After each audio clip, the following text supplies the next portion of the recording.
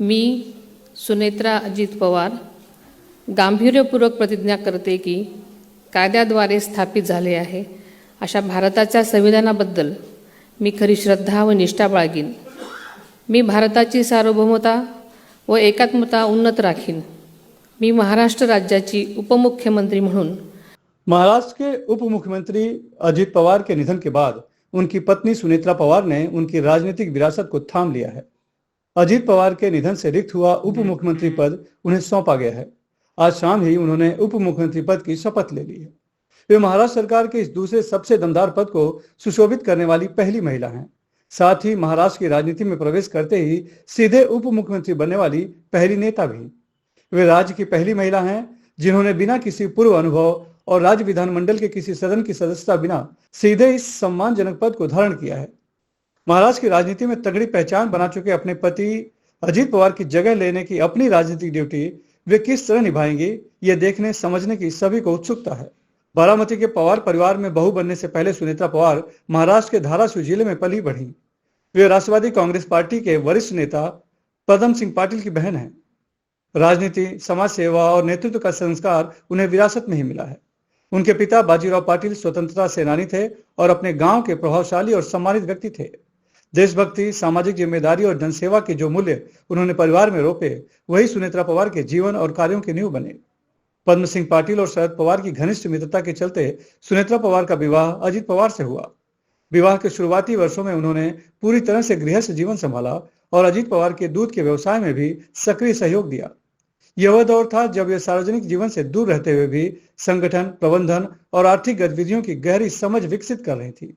वर्ष 1993 में जब शरद पवार महाराष्ट्र के मुख्यमंत्री बने, तब अजित पवार और सुनेत्रा पवार मुख्यमंत्री के आधिकारिक निवास वर्षा बंगले में रहने लगे। यहीं उन्होंने तकनीक के भविष्य को समझते हुए कंप्यूटर सीखने की जिद की और उसे सफलतापूर्वक पूरा भी किया।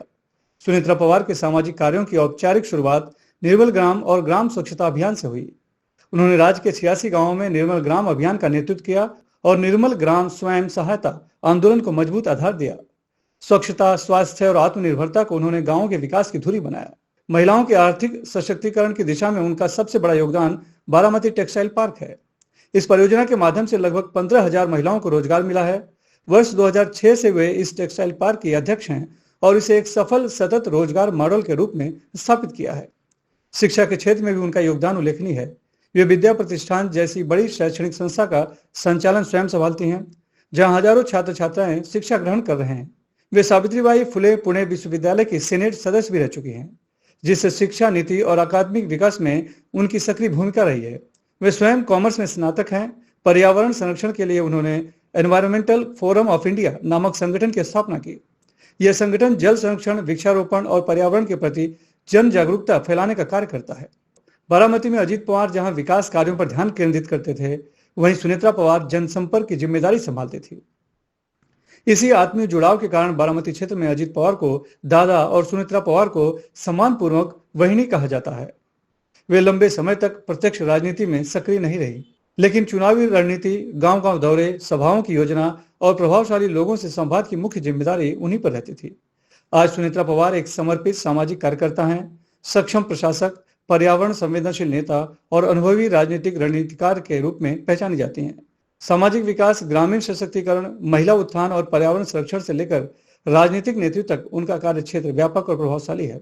वर्तमान में वे महाराष्ट्र की राजनीति के निर्णायक और महत्वपूर्ण दौर में सक्रिय भूमिका निभाने के लिए स्वयं राजनीतिक मैदान में उतर रही हैं, जिससे उनका अब तक का सामाजिक राजनीतिक सफर एक नए अध्याय की ओर बढ़ता दिख रहा है।